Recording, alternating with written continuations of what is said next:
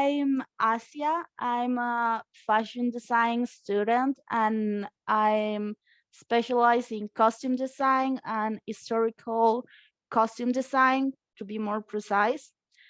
And well, I did an internship for almost 2 months at Warrior Nun from doing mostly costume crew. I was in the warehouse when we work sewing the clothes that the protagonists wear, like the more specific clothes, more unique to say. And I did get like quite a following on Twitter by uploading things about this job and this internship. And now I'm here. And it's a pleasure. I'm telling you, second job, social media. Yeah, I should do a social media as a job. I just post things without thinking and they go viral. So I think sometimes that's the best. Well, I was like, I don't know if I should encourage that for everyone. I don't know. I could get in trouble. Exactly. How did your love of fashion come into play? I was like 12 years old talking at recess with a friend of mine, and she brought a book of fashion design, and I was like, oh my God, yes, this is what I want to do. This is me. This is my future. And I remember it like so well. The first thing that I ever designed, it was a pretty bad dress, like ugly. But I Wait, was how old so were you? proud of my dress. I was 12 years old. It's not ugly. It's gorgeous, amazing. You're a genius and a prodigy. I was very, very proud of that dress. Then I discovered cosplay and went more like into costume design and costumes and sewing costumes for me and for friends, and discovered that costume design for series and television, it was something that you could do as a job. And I was like, oh my God, this is me once again. This is what I want to do. It was quite challenging to get my parents on board with the idea of fashion as a job and costume design as a job, because oh, that's not a job, Asia, that's not something you can do. Well, joke's on you, Dad. Look at me now. Thing I can do. But yeah, I started, there's nothing like specific for costume designs. They're like grados universitarios, university like grades for fashion design. And then after you can do your master on costume design or take it as a optativa in English. Yeah, I Once don't know that again. word. I think it's an elective. Yes, Oh. thank you. Yes, an elective course that you can or cannot take. And my costume design teacher at uni got in contact with Christina and her partner and asked them if they need someone for an internship, and they said yes. I was like, they called me from university and we're like, we have an internship for you. It's for Netflix, but we don't know the series yet. I was so scared it was going to be something like Elite or La Casa de Papel, which are notorious, famously Spanish series, because yeah, they're cool, but on costume design, they are not like anything special. It's mostly like normal clothing. And then they told me, oh no, it's for Warrior Nun season 2. And I started watching season 1 when it aired, and I did not finish it the first time. So I was like, oh my God, I have to see the series. I have to watch it now. And I did it. And then I started the series, and no one else have seen the first season. No one else was know anything about the season except for Christina. And I was like, oh, so I watch it for nothing. I like it. So it's for something, but no one else did. It was a little bit awkward in that sense. But yeah, that's a little bit of how I ended up working for Warrior Nun and my background and everything. It sounds like a little bit of an informal process. I think it speaks a lot about your talent, though, as in it seems like you were pursued, and it was like, okay, like we have this person right here. She's very good at what she does. So how Yeah, about I was very happy because, as I told you, you need to do an internship, and it's not easy to get internship on your own for costume design if you don't know the right people. But once you are in that world, everyone knows each other. So my teacher, who is also a costume designer for like video clips and short films and things like that, know everyone and knew Christina, and they meet like Cornejo, I believe, which is costume shop like that they specialize in creating background costumes, or when a series don't have like a costume design team, they do the work for the series. And I don't know what they were working at the moment when they met there, but were going to start working on Warrior Nun, and they loved my portfolio and they wanted me, which was very, very nice. I was so excited, and I'm still it's a thing that you say. I think you can still be excited. That's pretty amazing. Yes.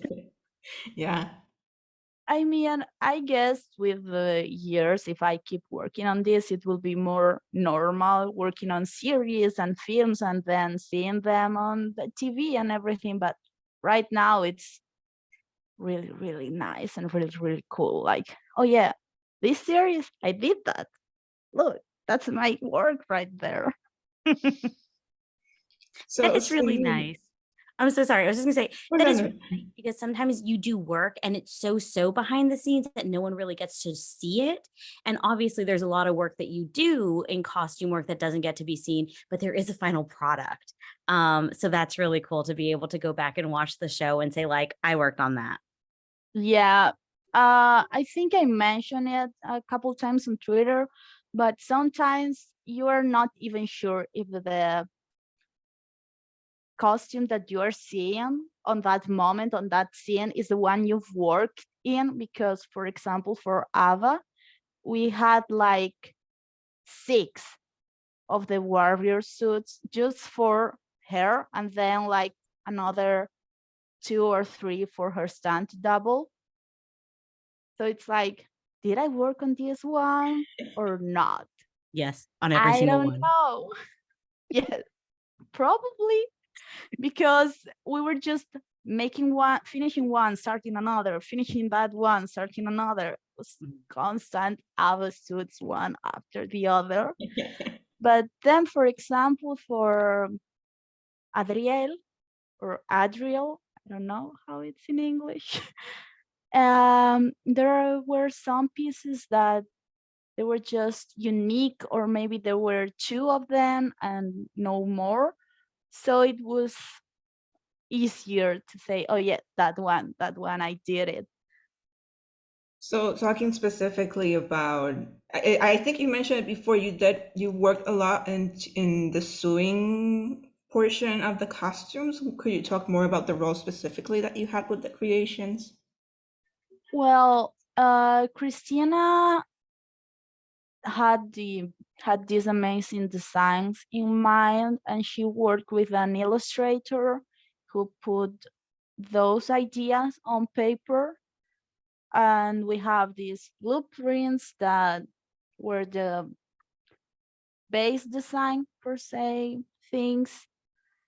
And then I was like el último mono, the last one on the chain. I was not taking any kind of decisions, but I did watch the entire process, which is cool.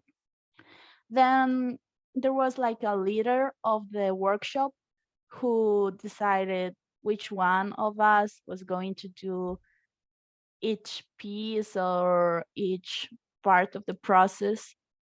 And she was also the pattern maker for all of the suits. The female suits, the male suits, we have another pattern maker. And then like, yeah, so Asia, can you help us cutting these pieces or sewing these pieces? At first, they were like unsure about my abilities because I was just a student. But once they saw that I could, in fact, that I knew what I was doing, they were a little more like comfortable letting me do more hard work, more not hard, complicated work. And at the end, I ended up working and doing almost alone the green vest that Adriel wears in the Prada, which was super cool. I still have like a piece of that fabric because it was so pretty in person. It was like this green silk, so beautiful and so tricky to work with. But yeah. So they told me do that, and I have to do it because I was the intern. I had to do everything they wanted of me. Oh, that's awesome. I'm really glad that you got to keep a little bit, a little something, like a physical token to take with you. They also gifted me 2 hairpins from season 1, which were so cool. I have them here and I use them a lot. They're like little pins to keep your bun up. Yeah. And they are little crosses. They are so pretty. Those are great. Yeah, those are really nice. Yeah, and I saw them and I was like, oh, what are those? What are they for? And they are, oh, they're from season 1. Do you want them? And I was like, can I have them? Yeah, I want them. I'm just thinking about like if anyone ever sees it and they're like, oh my gosh, where did you get that? From Warrior Nun, where I worked. Yeah, they are deal. very like discreet, so it's not easy to see them, but I know where I got them from, which is the important part. Yeah. But yeah, I am so proud of this. I was curious because I was actually, so I mentioned this earlier. This is my first time doing an interview with Adrian and Charlie. And so in preparation, I watched the interview with Cristina Sopena, and she had mentioned something about like, because I'm not in this world at all. So this is all new to me. And so I was really curious about like, how do you start the work that you do? And she had mentioned something about like a mood board to help, conceptualize and then start to kind of do the work. And I was curious, like, how does the delegation of work happen? Like, do you guys like collaborate together, or is it like you do this, you do this, you do that? Like Christina supervises everything, and she's the one that is in contact with the production team and the writers and everything, which was tricky since the production and the writers were all in the United States. And so sometimes they were like up at 5 a.m. calling Christina and telling them, yeah, we changed the script again. You have to do this now. And Christina was not happy about that. But she was the one in contact with the team in the United States at Netflix. And then she was working with us, but she delegate most of the work to us. Like she will come and supervise that everything was going according to her vision and her plans. But once everything was laid out, like, yeah, I want this in this fabric, and I want this to have like this kind of pattern, she will, oh my god, sorry, my English, she would go to her um studio and work there, and we were at the workshop, like, where the leader of the workshop was delegating the work to each one of us. So how many people were working in the warehouse at the same time? Well, the costume workshop, like the ones sewing and doing the patterns and everything, we were like 6. Oh, that's it? Yes, it's very small and very stressful. We were 6 at the workshop, and then we have like maybe another 4 to 5 people doing like the wardrobe part of the costumes, like all the extras and the more like casual clothes for the cast.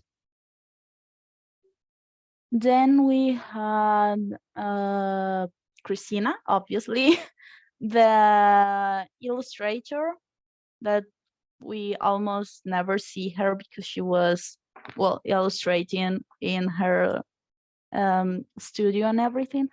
And then we had a girl that was the buyer. She will go out to buy, like, oh, we need more zippers, we need this type of fabric, we need to buy buttons or anything we will need outside that we did not have on the warehouse. She will go out and buy it and bring it to us. And that was like all the people that were in the warehouse. We were it's a very little team if you think it. And most of teams are like very, very small in all productions. I was expecting, like 20 people going at once. Like, I also was expecting like a lot of people when I first started working, but I guess it depends on the kind of production. Like, it's not the same here that we use a lot of like casual, normal clothing from, I don't know, Zara or Mango or anywhere, to like, I don't know, House of the Dragon, for example, which is full on fantasy clothes for everyone all the time. Maybe that is a bigger team, but for us, it was like really, really small. And we were very, very stressed. well, let me jump in and ask this question. For the extras, for some of the casual outfits, like, that Alba wore, strolling around the streets, is that something that's designed or is it bought at a store? It's bought at a store. Like, we had rows and rows of clothing divided in categories, like these are crop tops, these are normal shirts, these are shorts, pants, skirts, dresses, everything. We have like rows and rows of clothing in the warehouse. There was a team dedicated to the wardrobe portion that dressed all the extras. Then Christina, in collaboration with them, oh my god, my English, choose what the cast was going to wear in those more casual scenes. Okay, so like the baseball cap, I mean the baseball cap that Ava wears is kind of famous now. That was just bought at a store. Yes, and if you are lucky, like, and no, it's from different collections and different, like, it's bought in bulk. But if you're lucky, you will maybe be able to find the exact same things that they were in stores or secondhand apps and everything, because there is nothing made specific, whatever. They are Don't not worry. specifically made from scratch. Oh my God. You're doing fine. Promise. English Yeah, I was gonna is say, if you want, I could switch to Spanish and you can see how much no, better you are I in will English. be just as stupid in Spanish and as I am in English. I speak 3 languages and I am not fluent in any one of them. I think that happens after a while. Too many words, cannot keep any of them in. I actually had a follow-up question from what you said, Adrian, where you talked about the ball cap like being like so well known and loved by fandom. I was curious, do you all ever consider like what's going to be the outfit that like sticks with people? Like, do you make any guesses as to that? Because like, I mean, come on, like a ball cap, like I don't know that my bets would have been on that being the thing that people are obsessed with. I don't know. As I said, I had no like said in the wardrobe aspect, the casual wardrobe aspect. Mhm. So I didn't know that baseball cap was gonna stick so much over, I don't know, the warrior suits that are so cool and so nice and I love them. Not just because I made them, because they are genuinely so cool.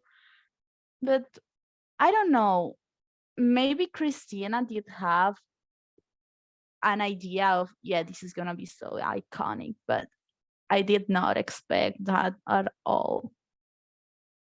I don't know.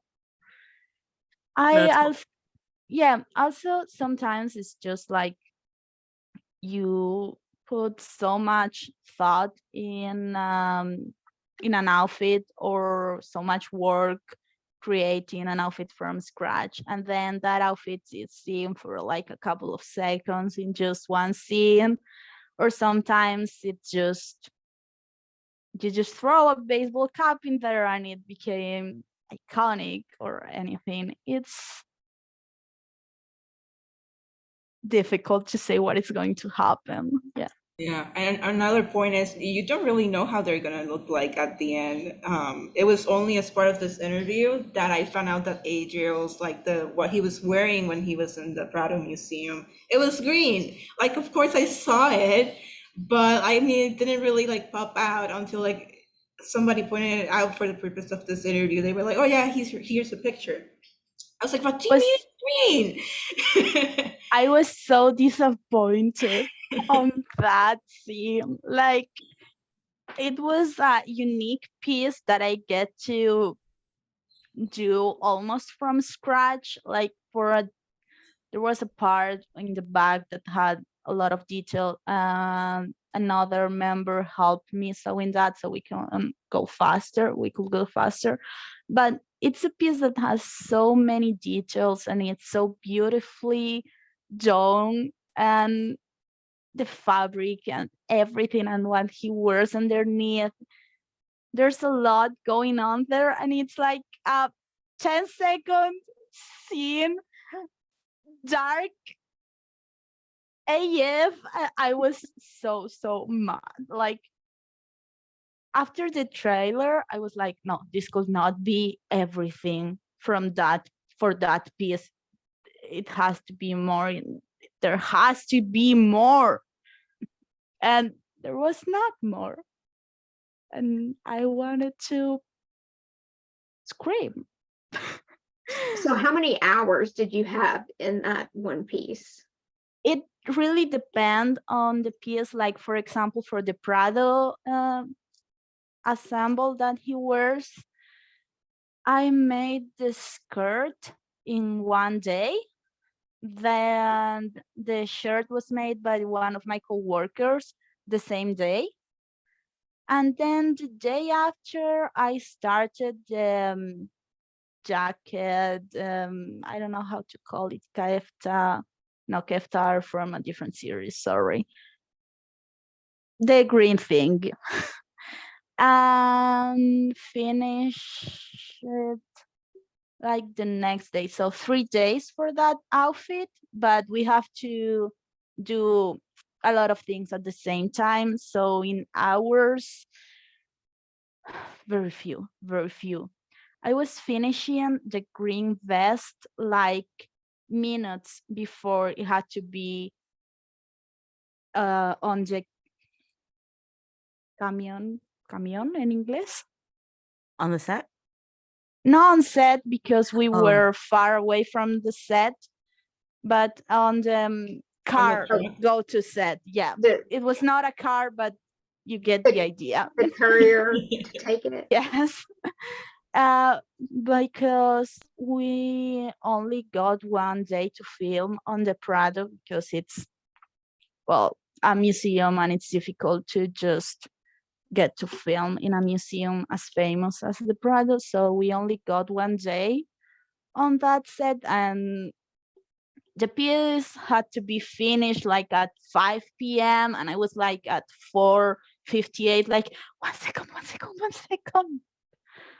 It was stressful, but very rewarding seeing it finished. Wow. That just brings up a whole lot of questions. Hold on. So, because that was episode 4, I think. maybe. Yeah, it was 4 later or on. 5. So, did they film that out of sequence?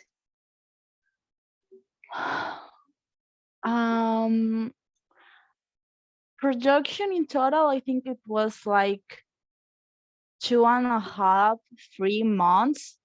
And I was just working for 1 month and 3 weeks. So like half of that time, more or less. And that was one of the last things I did. But yeah, probably is what it was filmed out of order. I am not sure because time in the warehouse is just non-existent. Like you enter that and time disappears, just one piece after the other. But if you give me 1 minute, I can tell you the exact day I finished the coat.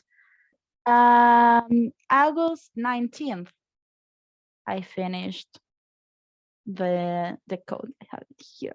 Oh, I love it. That green is so gorgeous too. I feel your passion about it not getting to see the light. It's silk is so nice of a fabric, like visually, and this was like raw silk, which is like more special and it has more texture, and it was dyed this beautiful green color that it has kind of an iridescent something to it, like it's green but also it's dark green and kind of bluish green, all the greens. It was beautiful. I love it so much.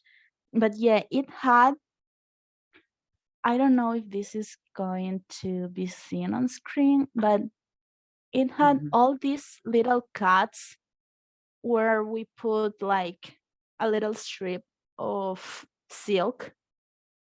So it was all these long stripes with little stripes of silk, and a lot of them, like here, 1, 2, 3, 4, 5, and then the front.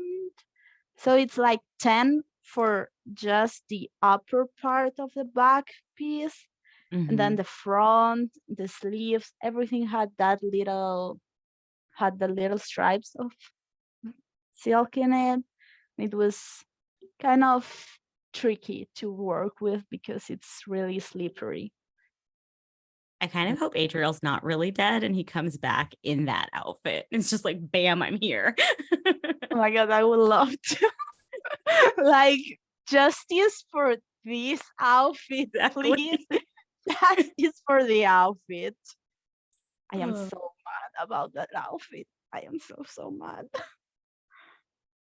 So I know nothing about fabrics sewing. What is tricky about silk? For once, it is a kind of expensive fabric, so you don't want to waste it. So if you fucked up and had to recut the pieces, it's a waste of money that we could afford, but also we could not afford. Also, time-wise, you could not afford to start over a piece. And then it's really thin and really slippery. Like silk on silk is just terrible. It moves, it shifts a little bit. It was also cut on the bias of the fabric, which is on a diagonal. So it's more stretchy, and you have to be very careful not to distort the fabric or estirar, stretch. Yes, thank you. Or stretch the fabric because it wouldn't match with the other piece and it will came out like wrinkly and ugly. So it was the mix of no time, expensive fabric, a lot of pieces, and a difficult fabric to work with because it's very slippery. And so is it picked just because of the look? Yeah, mostly. As I said, it's a very luxurious looking fabric and very like, I don't know how to put this on words, but yeah, the material is really nice looking. And also we did not get a choice of which materials we work with. It was like all Christina's decision and creative vision. And she pictured Adriel on that scene like with a very luxurious vest, and silk was just the perfect choice for it. I think it's actually a theme that we see from Adria a lot. Now that you're mentioning that, it just got me thinking, especially with the scene with Father Vincent when they're talking, and I think that they're talking about outfit choices. Um, and Suits. I think he wanted to wear a suit or something like that. And it just got me thinking to that scene where it seems like Adriel just wants this decadent image of himself, while Father Vincent is like, shouldn't you be more humble? um, but it just got me thinking about that because then, like the silk, like you said, it just brings kind of like this. It just brings so much context into what he's trying to do in the background and how he's thinking about things. Um, which honestly I had not thought about before. Like you got me thinking right here, and I'm like, oh my god, this relates a lot to that other thing, and like just kind of like his background character. So it makes a Yeah, lot of sense. Like it was taken as a decision for him to wear something like that. So that's it's really interesting. it's really important, and it's a thing that I really like to think about when I'm designing for myself or for my characters. But the type of image that the character wants to project, it reflects on the not only like the clothes, like the style of the clothes, but also the material, the colors, everything. There was a look on Adriel with the gray cape, with little the pleated cape. I don't know how to call it, like with the sash and everything. And that was called the Messiah's look.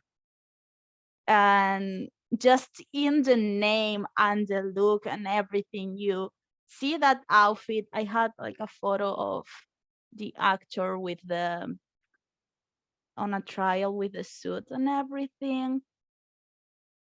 I didn't Not even think about the here. fact that you almost named these to keep track of them.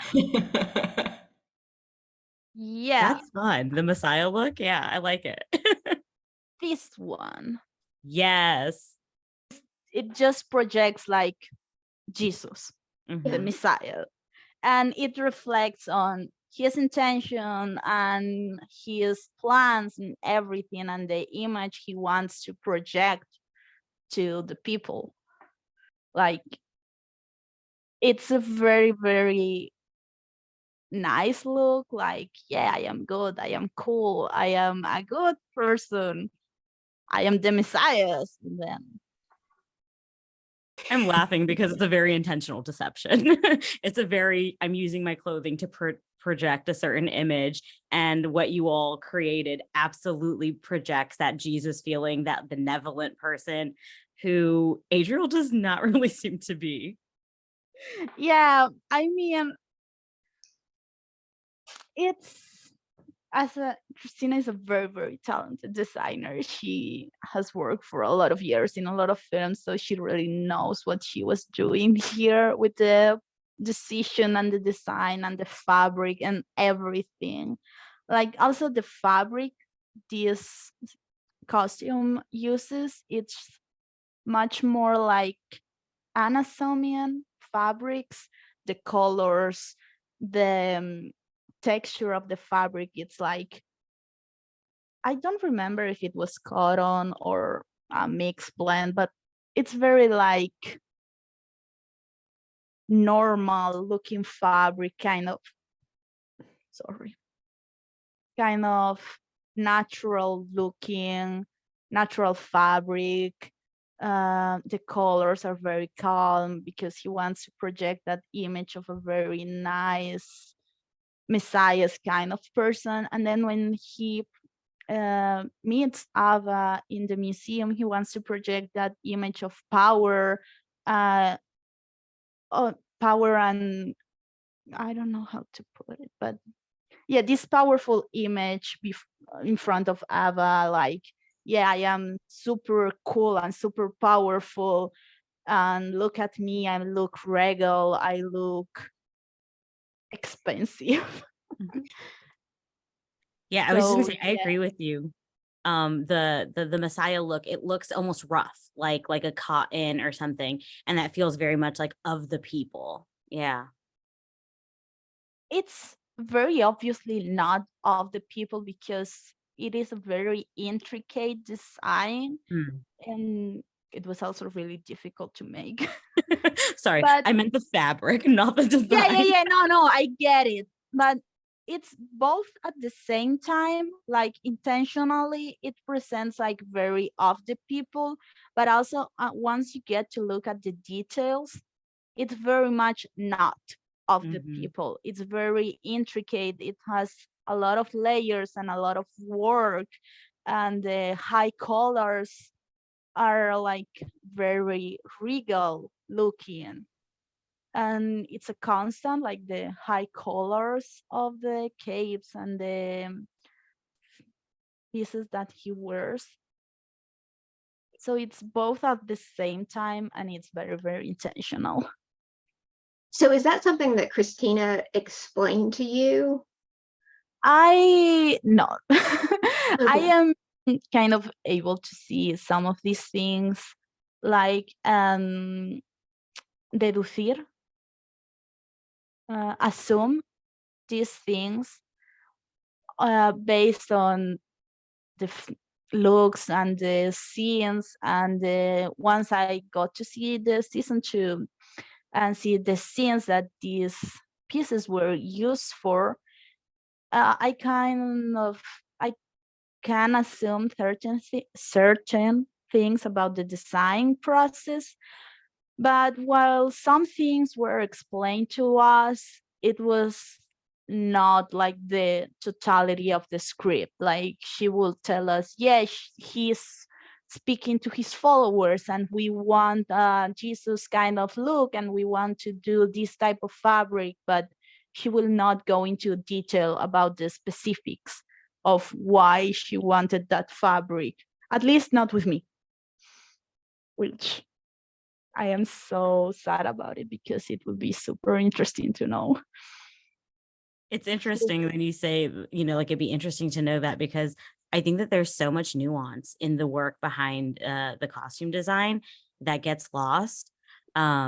because even when you were describing the differences in the outfits, as I was thinking about how like just like how intentional everything is to convey a certain, because we associate things like with silk, this like sense of regality. I don't know if that's a word, being regal.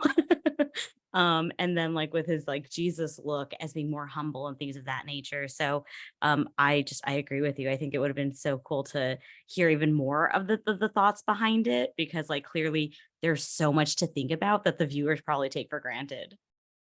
Like before getting into costume design, I will just look at series and everything and be like, oh, this is cool, or this is not, this is a nice outfit, or I don't like, personally, I don't like this dress, I think it's ugly or whatever. But now that I work in this, it's, you get to see and think more about the decisions, even if you have not worked on that part of the series or in that series at all. Now I'm watching, like, I don't know, whatever series it's popular, and I'm like, oh yeah, this is because of this thing that connects with this thing. And I would love to know if I am correct or not, or in general know more about the process of creating those costumes, because it's a really, really interesting process, and I would love for the costume designers and costume makers to be able to share that process and the thought behind that with the fans. So the outfit that you helped make, that was Alba's outfit, the Warrior Nun outfit, Yes, it was 3D printed. parts of it were 3D printed. Yes, all of the warrior suits for the nuns had 3D printed parts, mostly like the front pieces that had like texture and a more of an intricate design were 3D printed. And then the rest of the outfits were made of leather. Did you get to see that process at all? The 3D printing, no. The 3D printing was done outside of the warehouse. Like they contacted a specialized for that part, and then we received the 3D printed parts and incorporate them in the warrior outfits. Then how does that work for you? First, they were painted by a couple of co-workers of mine that I did not count before on the co-worker counting. So I'm sorry. There were two of them. I am so sorry. There were two of them that were like in charge of either making casual clothing look used, like a new shirt has a very distinct look that it's new and has never been used, and so they had to how it's envejecer. I don't know the proper word in English either, but I know what you're saying. Yeah, I am so sorry, but they made those store-bought pieces look used and look Maybe worn in, like yeah, worn yeah. yeah. How do they And do? some how they made it, I mean, how do they make them look worn? mostly washing them a couple of times. Like we have washing machines going on all the time. It was like a constant background sound for us. uh then you wrinkle them a little bit and put them to dry, and it's almost done. But then sometimes they, especially if a piece was pretty used, you have to thorn a little bit here, or file it with a nail file, for example. So it has this like fleecy look, or has little thorns or things like that. It's very on the details. Then sometimes for a scene, they have to look like it has, you have sweat. So they have to look like the character was sweating or anything like that. And you could not, you should not use water for that because it dries very, very fast. So they use Vaseline, Oh, which interesting. Interesting. feels disgusting. I believe, like, imagine having Vaseline put in your armpit. It's not, it could not be like comfortable to wear that, but it's a part of the process. Sometimes also, if that piece of clothing is white, they will dye it a little like off-white color, so it looks more used, a little yellowish maybe.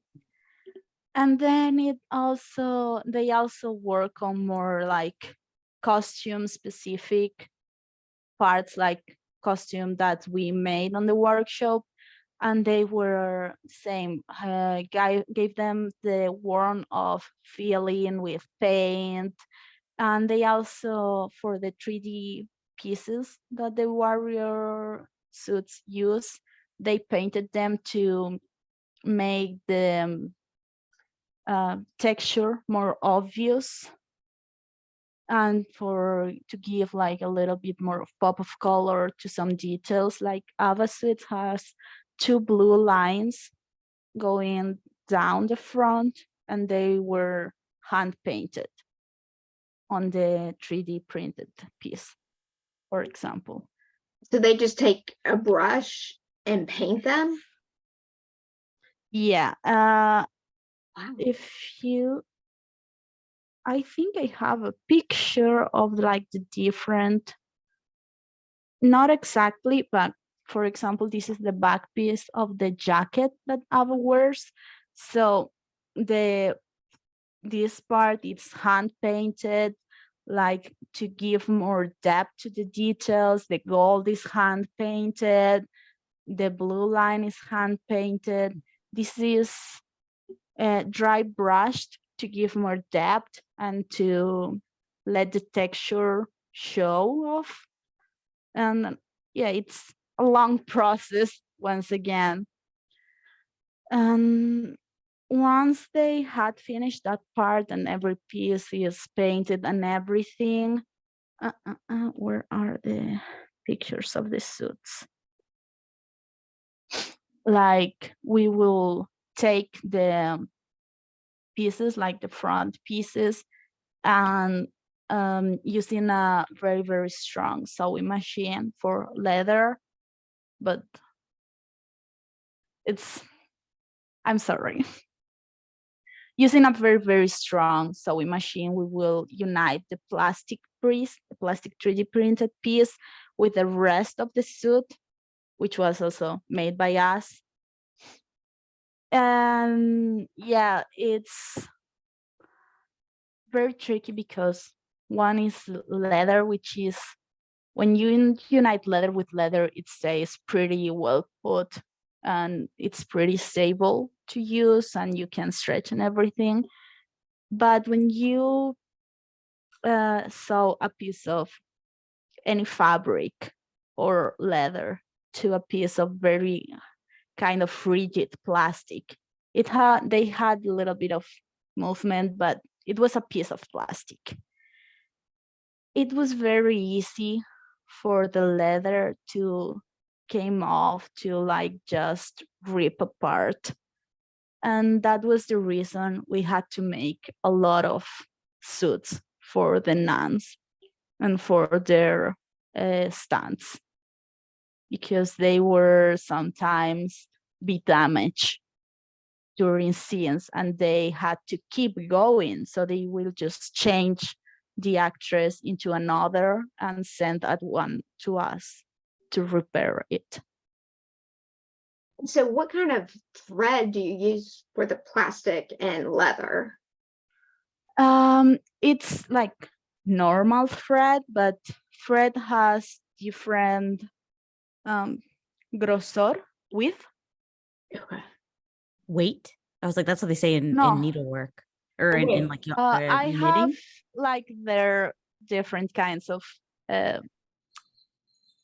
threads, but es más gordo, más grueso. Yeah, like thicker, like Yeah, yeah. it's thicker. That is the word. It's a thicker thread, more like the one used for jeans, for example. Mm. That is thicker than the one used for normal fabric. That kind of thread. But yeah, it's normal thread, just thicker, and it's an industrial sewing machine that is specialized for leather. So it can sew also plastic and other materials. Is that the first time that you've worked with that process? With plastic, yes. With leather, no. And so you're not a fan of the plastic? It's not that I'm not a fan. It's not my favorite material to work with, but also silk, it's not my favorite material to work with. Each one has its perks and also its downsides. Like in the case of the plastic, it was really easy to the other fabric to just rip off and break. And in the case of the silk, it was very tricky to sew because it was slippery. So it's not fun to work. It's fun to work with and see the ending result, but it is also not fun to work with it. It's very double side. Everything in this industry, it has a nice side and a not so fun, not so nice side. So I know one of the questions that we had discussed or had in here was talking about like, you know how when the outfit is meant to depict like a material that maybe you can't have access to, so like Kevlar or something like more intense, we had kind of wondered, how do you all convey that? And so is the plastic 3D printing, is that one of the ways to try and convey something that's like hardier or more like battle ready? Yeah, kind of like, for example, we could have used, at least in my opinion, leather, because there are a lot of different kinds of leather, especially fake leather. There has a lot of textures and varieties and everything. But also the 3D printed plastic gave a very fitted look because it was modeled on the 3D model of the actresses. So it was just perfect on them, which is easier for us. But it also allows to change and play a lot with textures and looks. For example, doing this kind of intricate like change from pointed, like tiny points, to the strip, to the like, I don't know how to call this texture, like snake skin, but also not snake skin texture. It will have been very difficult for us to convey that feeling or with leather or with fabric. And it also has this kind of more sturdier, resistant look to it that also works very well with the fact that they are warrior suits. Yeah, no, that makes sense.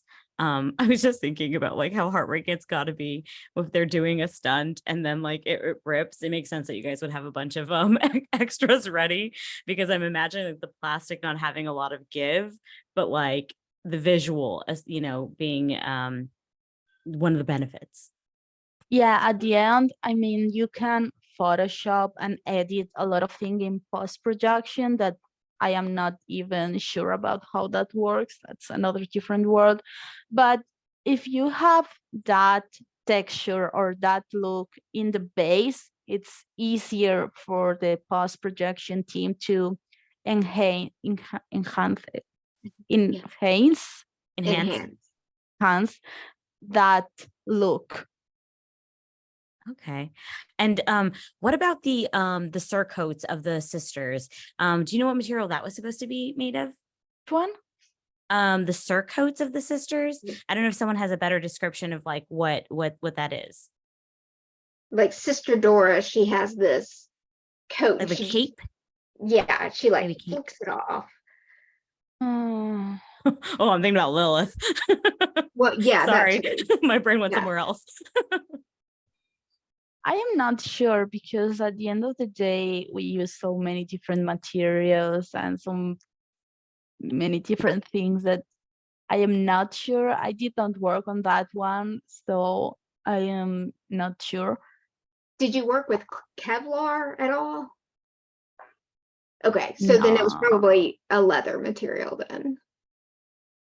Yeah, like I don't know if we used Kevlar at all on the designs, but I don't think so. ¿Qué materiales? I have no idea. I am thinking of what material it could possibly be, and I have no idea. I'm already very impressed, but I don't know if like it makes sense that you remember so much detail of all the work that you did. But I imagine that there are so many outfits, intricate details about everything. So your ability to remember as much as you do is very impressive to me already. Yes. I have like memories of things that are so precise and so concrete to that moment, and then I have days that I do not remember anything. I was just working and working and working. But also I did not work with the team for the entire production of the series. So for example, the final suit for Lilith, I did not work in it. And I am so sad because I had seen the design when I was working in it. Like we have it printed and it was so pretty. And I wanted to work in it. But Did the internship end? Was that it? yeah, we had like a set of hours that we have to cover. And then they offered me to a contract to work with them until the end, but I had to start uni again. So Yeah. it wouldn't have been compatible at all because the hours were just overlapped totally. So I had to stop working. I was so sad, especially for the Lilith design, because I am not sure if they ended up using it on the final suit, but they were testing materials for it, and they have brought a lot of how does it? Oh my God, I was thinking about this for days to tell you this, and now I am I have completely forgot the name of the material. Oh my God, how is it called? Warbla. Warbla. I remembered. So there's this thermoplastic material that it's called Warbla, that it's mostly used for cosplay in things like armor because you heat it and then you can mold it or attach to itself, to plastic, to other materials, and then once one has cooled down, it stays on that form, and you can use it for breastplates and things like that in armor, maybe shoulder pieces with spikes and things like that. And they have bought a lot of different types of Warbla, like almost every type that exists, that are like 6 or 7 types more or less. I was the only one that knew how to work with it because I am a cosplayer and have friends that work very intricate, that made very intricate designs with Warbla. So I was explaining to them how to use it and explaining what was the difference between all the different types and everything. And I don't know if they ended up using Warbler or not. And it's a question that kind of keeps me up at night because I want to know so bad if they use it or not. I'm just trying to think about how to get you the answer. I was like, somebody tell okay, us. can I DM Christina and ask her this for you? Hey, quick question. You end up using Warbler. It will give me so much peace, like to know the answer, even if it's a no. I would love to know. So if you ask her and she remembers it, I would be so happy knowing. Okay, I'll put it on my list. She's a very, very busy lady. Yeah, I know. Yeah, Wow. because it's just like a detail that probably no one of the team remembers if they use it or not. But I remember saying, "Oh, that's Warbler. What are you going to use it for?" And they, "Oh, we want to try things for Lilith." And I was like, "Oh, do you know how to use it?" "No." "Let me explain." And then I don't know if they ended up using it. I need to know. I'm telling myself that they did. That's just the truth for me until Adrian tells me otherwise. But I think you actually answered a question that I had without my asking it yet, which was, so I went and I checked out your socials before this interview, and I saw that you do cosplay, and Yes. curious if cosplaying gave you any skills that were beneficial to getting on set and working on the designs. And it sounds like, yeah.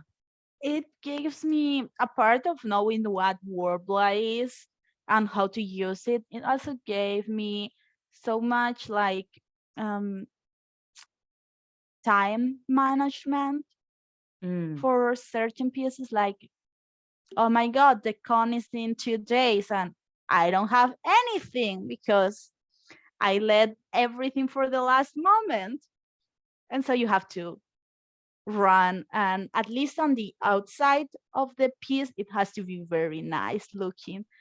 Then the inside part, it's another story. And it's the same for costume production for series. The outside has to be nice looking, and then the inside, it can be another thing. It's probably terrible, let me say it. So that kind of time management and velocidad, like being able to do things quickly. Because in fashion, you are more prone to be very, very careful and do things slowly, like high-end fashion. It has to be perfect outside and inside. All has to be like very delicate work. And then costume, it has to be done at 5 because they have to shoot the scene and it has to be done. You cannot be like, oh yeah, no, the stitches have to be like this tiny and it has to be like evenly spaced. And no, it has to be done. And you have to be quick and fast, and you are on a very, very tight schedule. Yeah, I think you used the word stressed earlier. I was like, I would not thrive in this environment. I'm stressed hearing about it. It's difficult because, as I said, it's very stressful. It's you are on a tight schedule, and sometimes plans change, the script changes, and you have to pull something off that you are not sure if it's going to work or not. But also, I work very well under pressure because I have ADHD and I'm used to left everything for the last minute and then I have to do it on the last minute. And that kind of pressure is very like that last minute pressure is very part of my work process normally. So it was like a normal work environment for me. That's great. which is not very good to say. That I have very poor time management skills, but we're it's a gonna silver normal lining environment. this. It's it's a normal work environment for me, so I adapted kind of quickly. So let me ask you this. Can you give us an example of costume that was being done and then production was like, no, you need to change it? It's not that production told us to change a costume and remade it from scratch, but for example, there are some characters on season 1 that are no longer in season 2, and there are some new characters, and that was kind of a last minute decision for the production.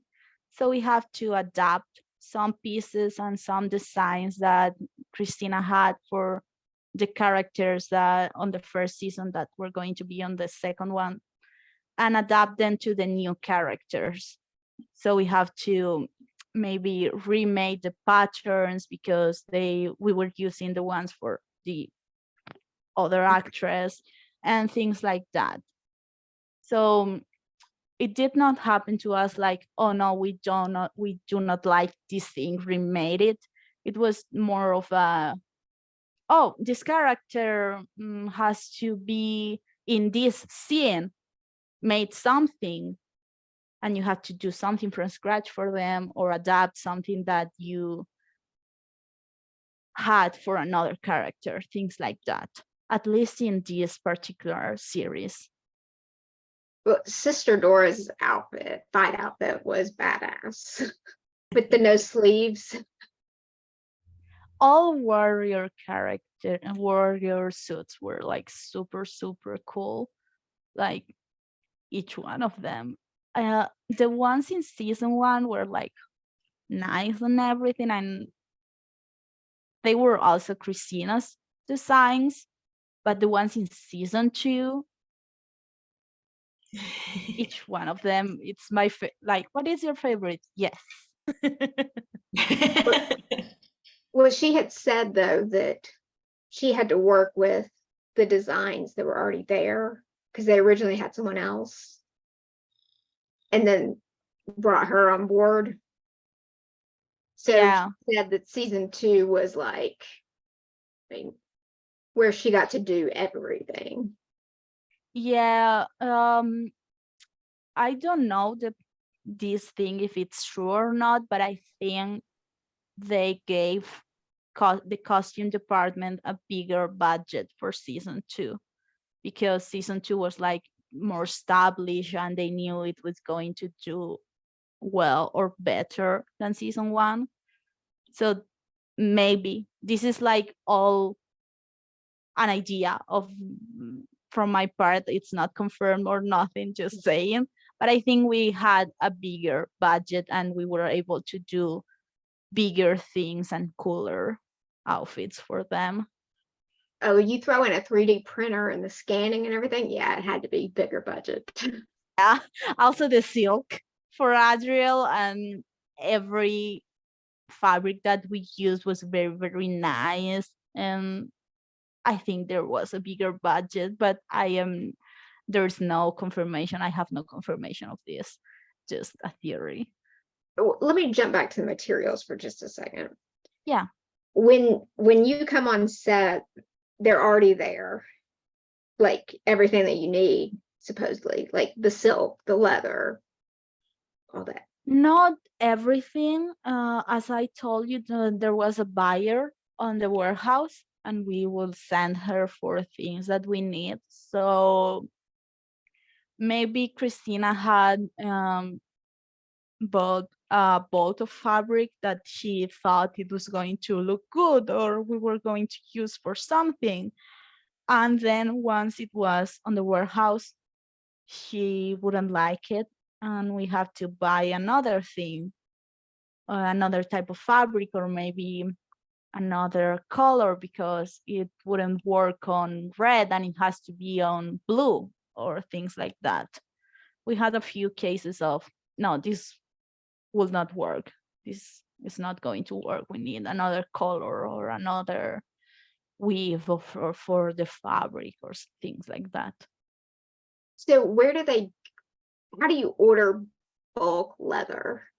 Like, I am honestly not sure, because when I have bought leather for myself or for project at university, I bought like very low quantities of leather, like a skein or maybe half a skein or things like that. So I don't know, where do you buy like meters and meters of black leather for the warrior suits? I mean, I know that if you are like empresa, ¿cómo se dice empresa en inglés? Is that like business? Yes, thank you. Yeah. If you are a business like fashion business, you can order them to the place to the tanneria where fabric with leather is made. But for things like costume design, I am not actually really sure. Fabric, yeah, I know where to buy fabric, even if it's in bulk. But leather, I'm not sure. And my uneducated self was just like, well, you can get it all at the same place, right? right, that's what I was No. thinking. No, not at all. There are some fabric stores here in Madrid that sell also little quantities of leather, but it's like anecdotal. It's like a little space on the store. It's not like all the leather we used for the suit. It was a lot of leather and a very specific type. Mm-hmm. And all the cosplay people in the fandom are going to be cussing us right now for our ignorance. That's fine. I don't think so. These are very, very difficult designs to cosplay. And I think they are cussing not at us, but at Christina for making the design so complicated. Because from a cosplayer perspective, if I have just seen the series and I wanted to cosplay, I don't know, Ava's suit, I will cry. I will probably cry, just straight on cry. I don't know where to start. So I have always offered help, like sending pictures or, yeah, this is this material or this is this other material to some cosplayers that have asked, oh my God, that have asked me. But yeah, from just the promotion pictures and the series itself, oh my God, I will cry so much trying to replicate these designs. So it's not something that you've attempted or want to attempt. Oh my God, no. I don't hate myself that much. I have seen some very nice cosplays, especially for Ava, but I will not do this to myself. No, I have enough with my things, with my classes, with my work, and with my cosplays to put myself in this situation. The Warrior Nun cosplayers are very, very brave, and I wish them the best because, oh my God, they are doing an incredible work. Like, we were a team of 6 working on these suits, and they are doing all by themselves. So it's very, very cool that they are doing this. I was like, I don't know. I'm going to phrase this question. We'll see how it comes out. Which is, I'm curious, like, because I don't do cosplay at all. And so like, does cosplay, and I don't know that this is true for everybody, but for you, is cosplay something that is more so a love for the character, or is it a love of the design of the outfit? Like, how do like where's the motivation for cosplay? Kind of both. Like sometimes it's just a love for the original material, like the game or the series, and I just pinto gorgorito character because I like them all. Yeah. And sometimes I just fell in love with a character and be like, oh my god, I want to be this character, or oh my god, this is just me for real. No. And then you cosplay it. If they had like multiple outfits or designs to choose from, I normally choose the most complicated one because I hate myself apparently. It's not even a conscious decision. It's just, oh yeah, I like this one the most. And then it's the most complicated one. But yeah, it varies. It can be a love for the series, for that character, or maybe you just seen an amazing design and you don't really love the character. You like it, but it's not love. But the outfit that she wears, it's like perfection, and you have to do it. So it varies from cosplayer to cosplayer, yeah, and from time to time.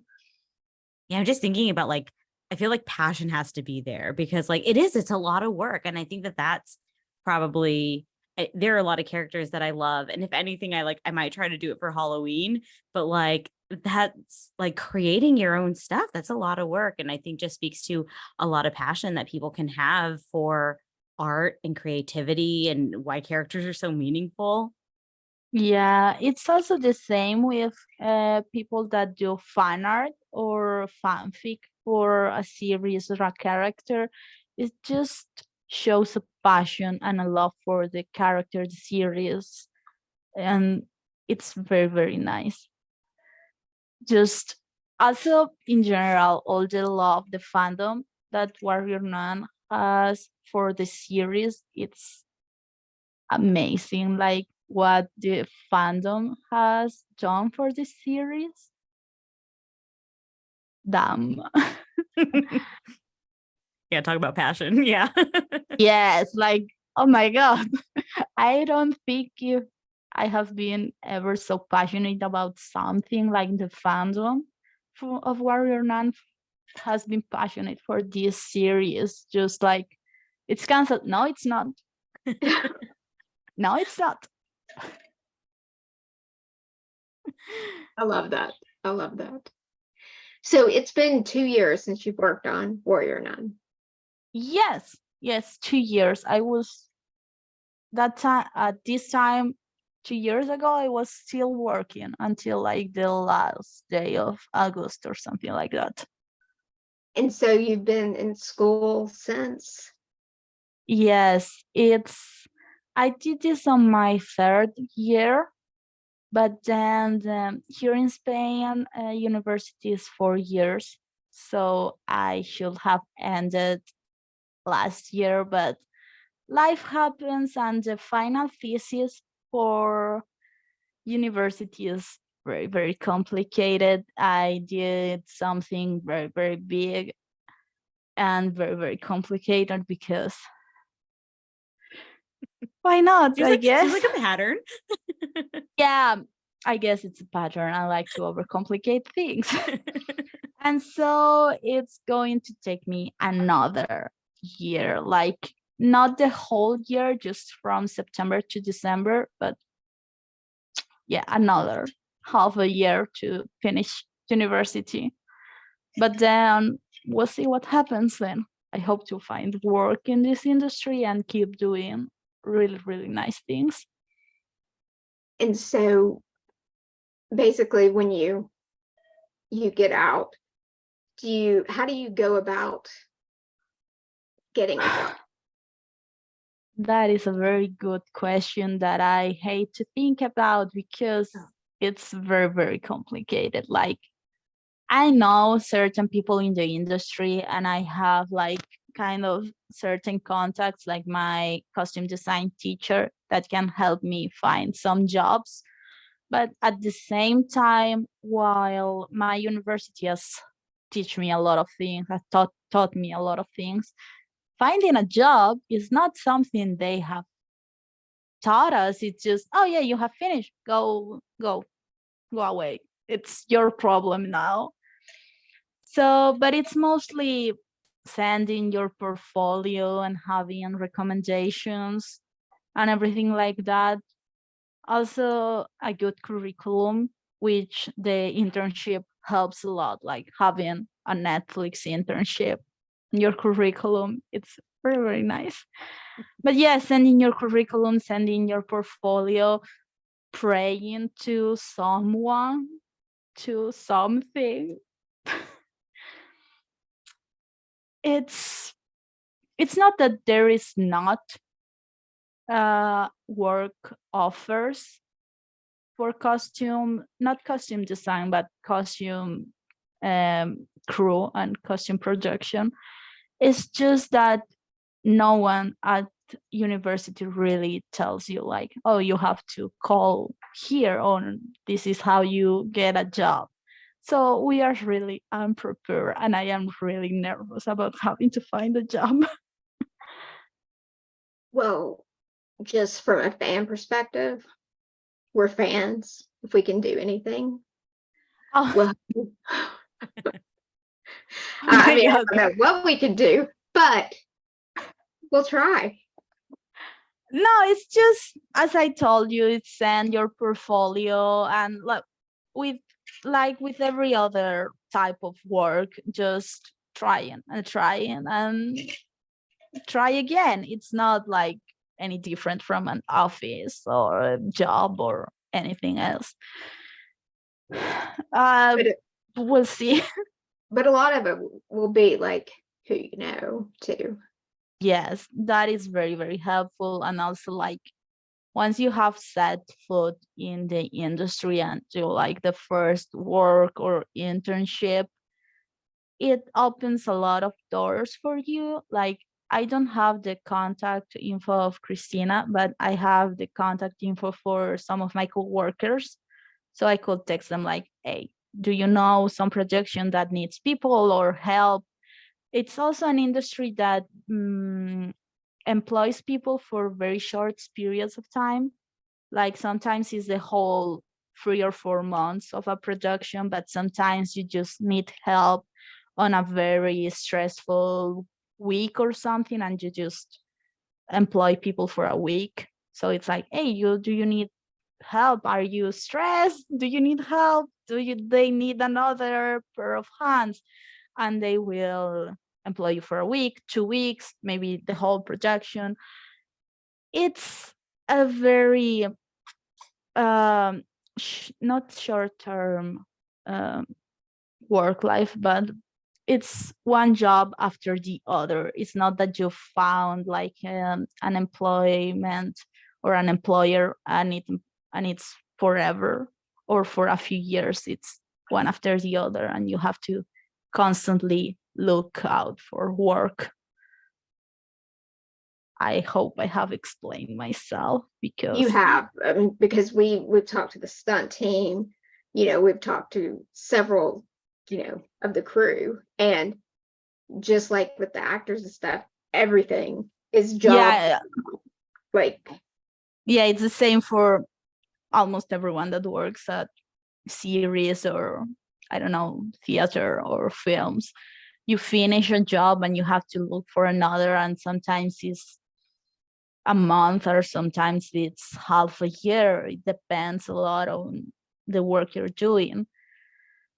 But it's a world that I'm very passionate about, and it matters, but at the same time I like it a lot, and I don't mind having to do that over and over again, like searching job after job. we have a very dedicated group of Father Vincent fans, and I was instructed to see if you knew any of these questions. One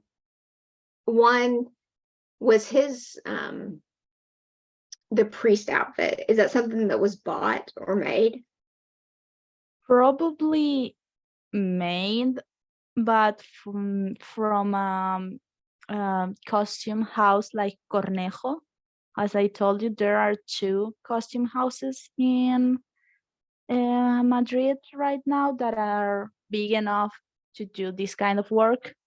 And one is Cornejo, and the other one, I don't remember the name. I am so sorry.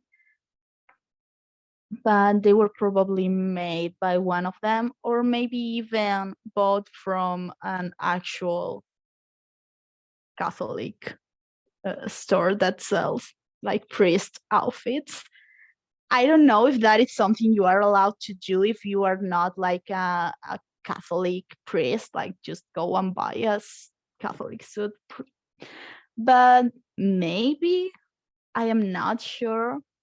For example, the cardinals that there are in a couple of scenes, they were all made by, if not Cornejo, the other store. I am so sorry, I can't remember the name. I feel a little bit bad, but they were all just bought in different sizes. We try them on the actors, and maybe do a couple of arreglos. Outfits? No, Adjustments? adjustments, yes, to help suits to fit better. But in the case of Father Vincent, I am not actually sure because I did not work on his outfits at all.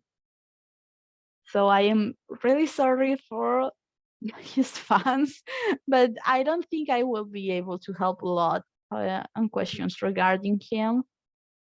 Okay. Accessories, is that something that you have, or wardrobe handles? The wardrobe department handles it. I did like a couple things with the wardrobe department, and we have like a list of scenes that they were going to be in, because sometimes it's just for one scene, like the cardinals, and it's very easy, just the cardinal suits and ready to go. And sometimes it's just like people at the bar or things like that.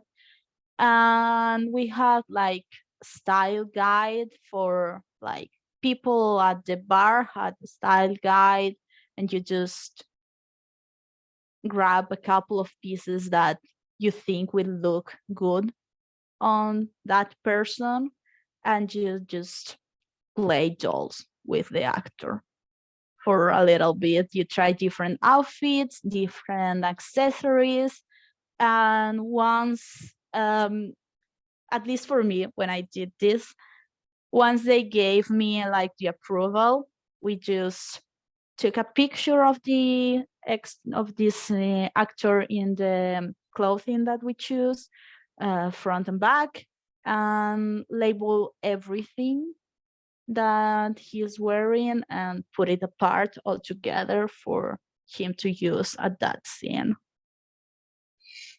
Wow, it's a lot. Yes, it's a lot.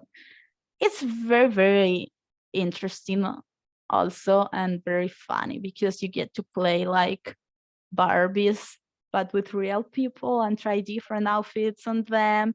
And sometimes you get it right, like the vibe is perfect. You put the first outfit you choose, and it's like, yes, this is the character.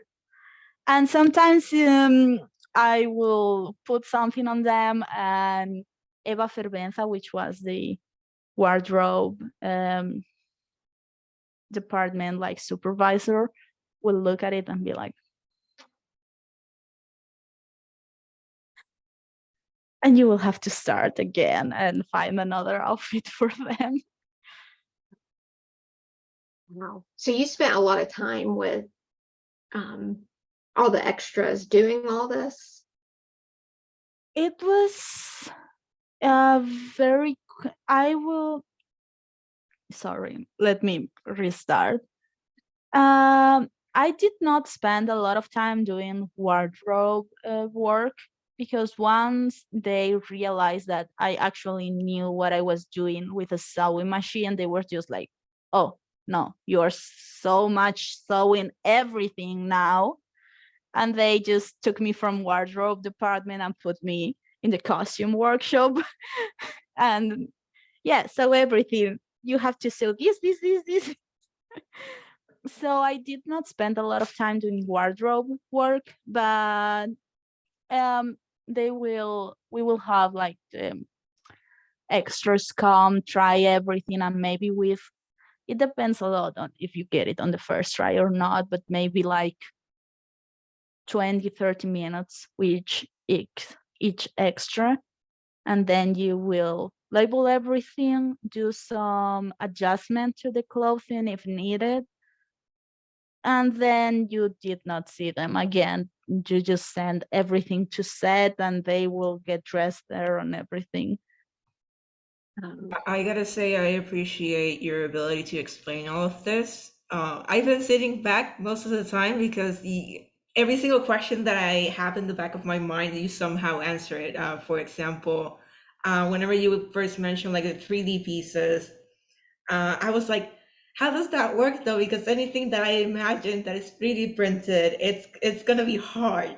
But then you went into the detail of like, oh yeah, like that is how this works with leather and stuff like that. So you're really able to paint like this overall picture of like this is how it works. These are all the moving pieces. And honestly, it just kind of like tickles my brain. Like I'm just able to sit back and kind of like imagine how everything is working out. So I think that's another thing to add to your list of skills.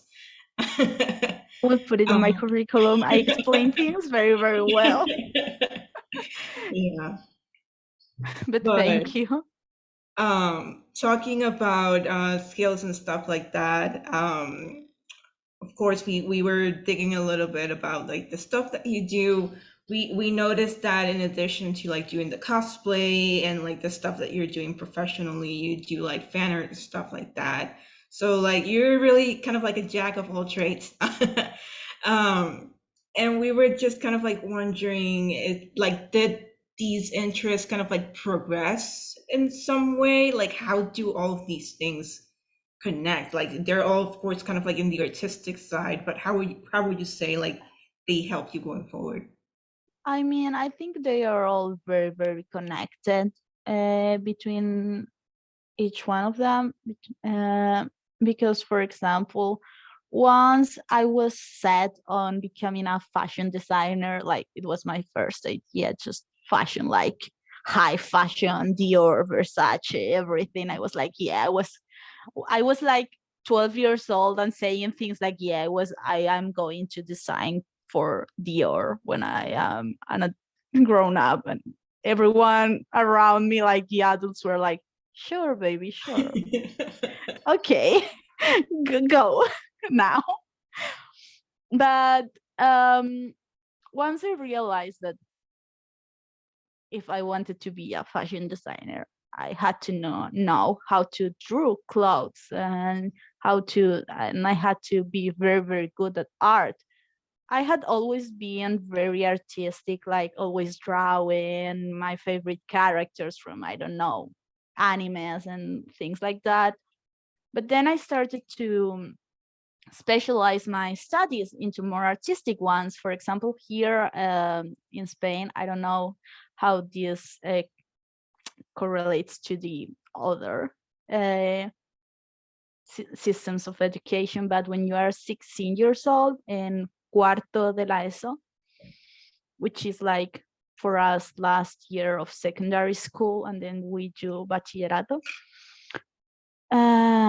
you kind of start to choose if you want to go more scientific studies, linguistic, and there's a small part of us that goes into art. And we have like history of art. We do like drawing from natural and more like artistic subjects in school and everything. And then the same goes for bachillerato, which are 2 years before university.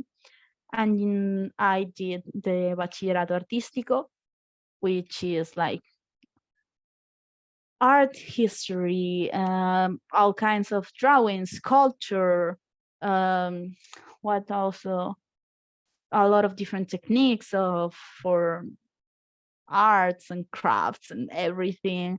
I have like a bust of myself here that I will not show because I did it at 16 and it's terrible, but things like that. So I was always a very artistic person.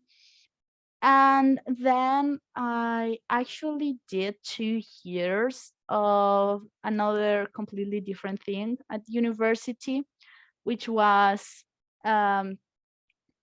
conservación y restauración de bienes culturales, which is conservation and restoration of historical artifacts. And I started to specialize in English, archaeology. But then on my 3rd year, I was like, this is nice, but this is not what I want to do. And I left that grado universitario and entered a fashion design school, which is what I'm finishing now. And here it's the same. I just started to specialize more in costume design and using leather and more the sewing parts of the creative sewing part of the fashion design process. So would you work in theater or on TV? Like you could do a wide variety. Yes, it's all the same, like process of just a short amount of time working. In theater, it's longer because you have to be able to repair and maybe reproduce some of the costumes during the time that the play is playing. Yeah. But it's all the same for theater, opera, ballets, series, or films. Let me jump to the stunt team, because I know that they had certain gear that they needed in their outfits. Is that something that would be handled higher up? We did the suits the same, or at least a very similar sizing for the stunts and for the actual cast. But then we had to add some modifications to the stunt suits because sometimes they would be hanging up or things like that, and we have to add some slits or some pieces that could be removed so they could do their thing freely without breaking the suit every single time. But they will come to the warehouse, and if they are going to shoot a scene where they will need an harness or anything, they will put the harness, they will put the suit, and then we will do the modifications according to that. But the sizing, it's almost the same for the stunts and the cast. In fact, the 3D printed pieces were the same, like they were casted on Alba Batista, and they were used for the character, for Ava, and for the stunt. And they were the same pieces from the same model. And so you would have those designs to where the slits were ahead of time? No, because, for example, there is a scene when Ava needs an harness because crazy stuff going on. And so we, as a costume crew, we don't know which kind of harness are they going to use each time.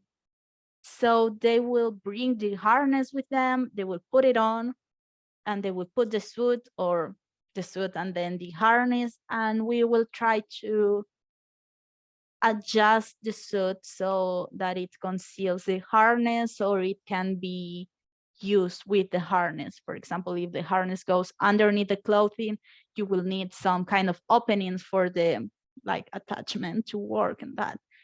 And we will do that after the suit is finished. Wow. Okay, so I don't know, that kind of blows me away of how little time you have to do all of this. Yeah, I know I repeat myself a lot, but it's a very tight schedule and you have to work a lot. Sometimes not for Warrior Nun, but sometimes they have told me that they had to work for other films or things like that overnight because they, for them, I don't know, they were shooting like night scenes or things like that, or they were shoot just to the sun. Will just shoot like all afternoon until the sunset, and then at sunrise they will start shooting again, and the suits were broken or anything, and they have to work overnight repairing things. Not for Warrior Nun, not for this production, but for other series and films, which is not my ideal time schedule for working, but it pays your bills, so you have to do it. Pays your bills and feeds your passion. So Paying my bills is my actual passion to like be able to. So you adapt your work oh my god, work schedule to fit what they asked for you. It also reflects on the paycheck. Like if you have to work at night, almost every single kind of work pays more for the nights and everything like that. And it's actually not a bad paid job at all. Like they take in consideration the fact that you are not working like long periods of time. It's a type of contract that here in Spain is called obra y servicio, contrato de obra y servicio, which are short period contracts, and it reflects positively. It reflects on the paycheck on a positive way.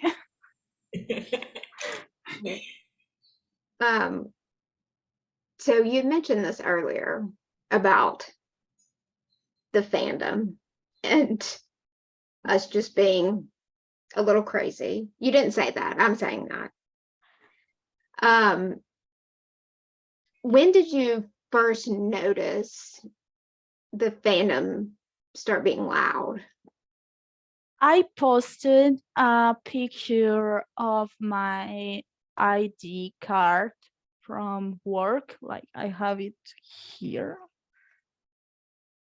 Like I posted a picture of this, which is my identification for the series that allowed me to go and send and everything. And people went wild about it. Like I started to got a lot of attention, and a lot of people that did not even speak my language, and I tweeted mostly in Spanish, started to just follow me, and it was like, oh my god, this is a lot of profile pictures. What is happening? It was like maybe 50 or 60 new followers on just one day, the day I posted this. And I was like, what is happening? The fandom of this thing, what is going on? And then I will post like just a picture of the boxes with the Ava's and Beatrice's names, and people went wild again. And I was like, oh my God, this fandom, what is happening? And then they canceled the series after the second season. And I started to notice the movement because I have watched Warrior Nun, but I'm not the biggest fan. Like, I like it a lot, and it also has a special place on my heart because it's my first work and it's very special to me. But I am not like so hardcore of a fan. And I started to see people paying for morals, paying for things to keep the series going, and then the movement to save Warrior Nun and everything. And I was just so impressed by everything. Like, it was really nice to see a fandom so involved and so willing to keep a series going, especially a sapphic series, because they always get canceled after 1 or 2 seasons or just forgotten about. And as a sapphic myself, I was like, nice, this is nice. And then the series got renewed or saved and everything, and I was like, oh my God, they made it. How? Which is something that I still don't know how it happens. Like, how the series got saved, it's something that escapes my knowledge. I was just like so impressed about the fandom and how much dedication they have put on the series and keep whatever, you get the drill. Oh my God, English is so We were surprised as well. We don't really know how, but it happened. I am so happy that at least this one series is going to be able to get a proper ending for the storyline after so many sapphic shows got canceled last year, because it was one after the other and it was so sad. So it's a very, very good thing that this ended up on a positive note and it got to have a proper ending. Last question. If Yeah. you could work on any show in the past to make the costume, what would it be? Yes. I have a list of things that I would have loved to work on. One is the original Lord of the Rings films.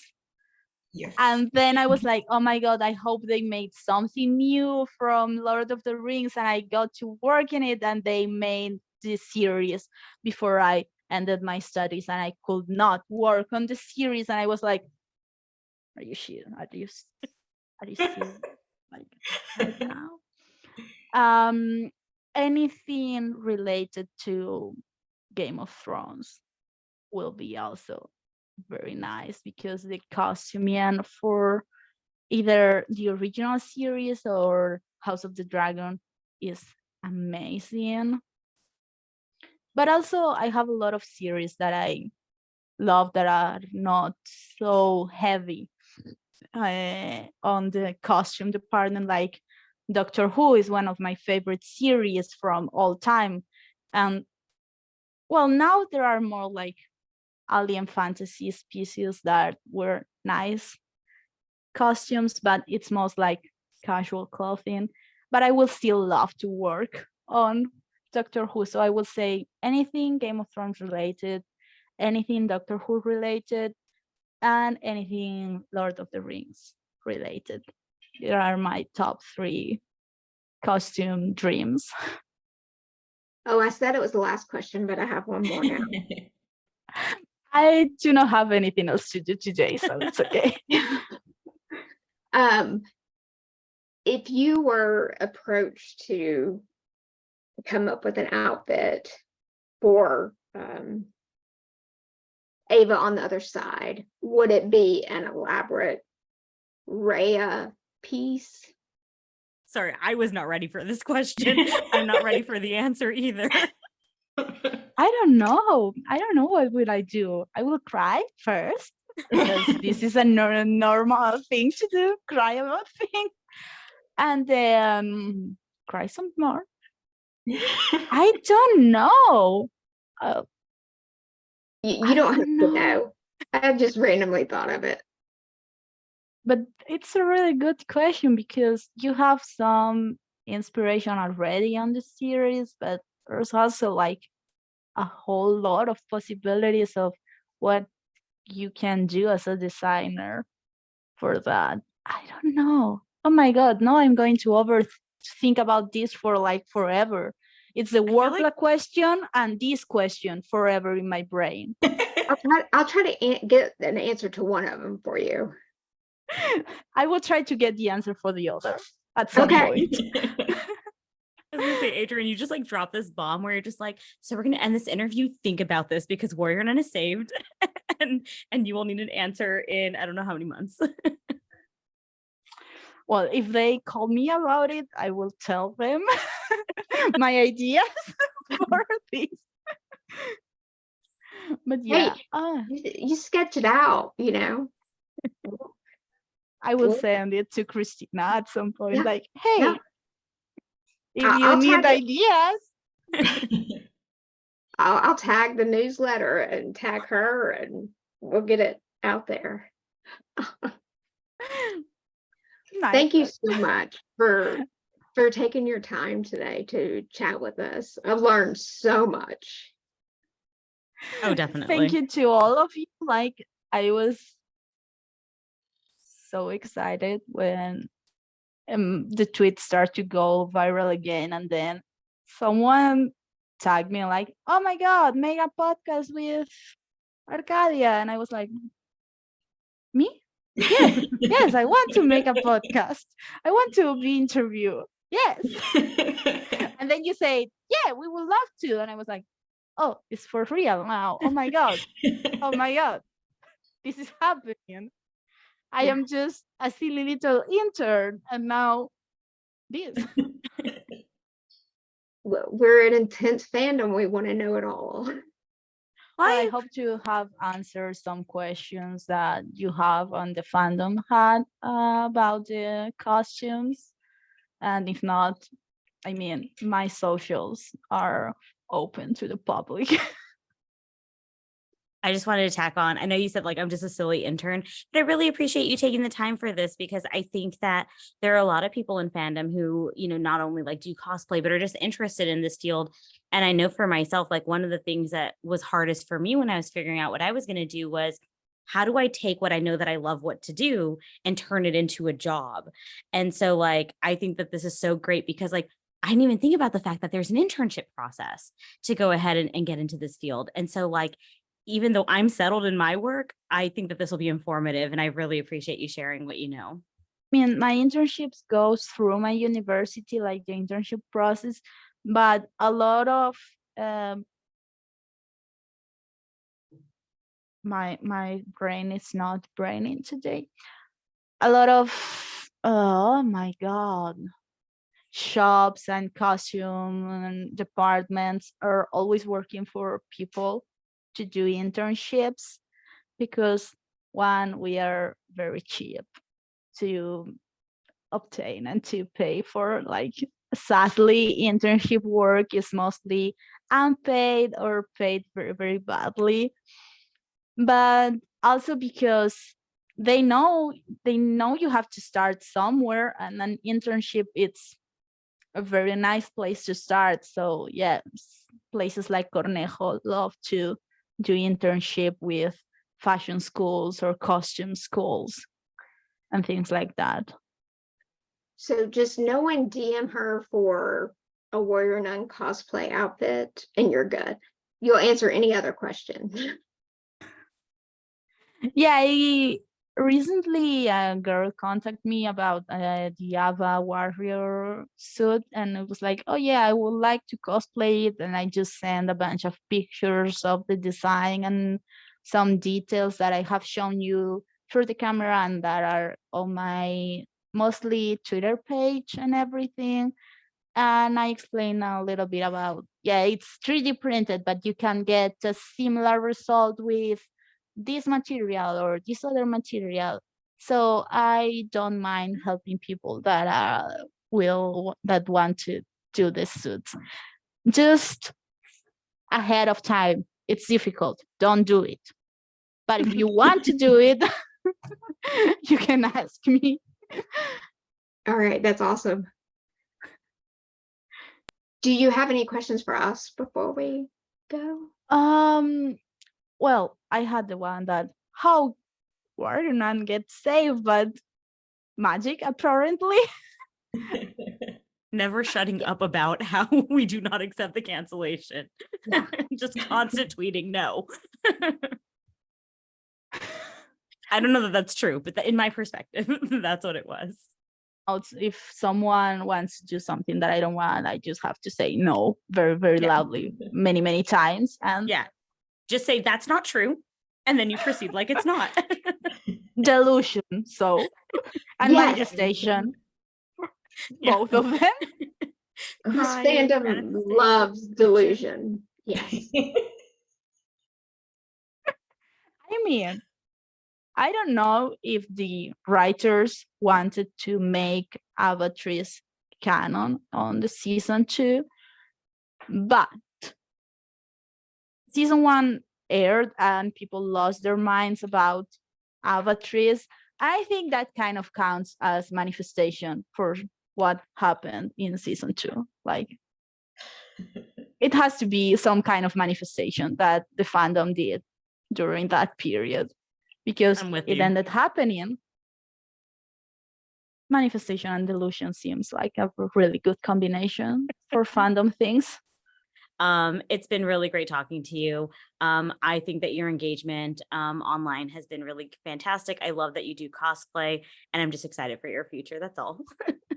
So much. I'm also really grateful for all your effort for the series and for like all the interviews and all the things that you do as a fandom. And I also wish you the very, very best. And thank you so much for everything. And see you. Okay. Take care. Bye. Bye.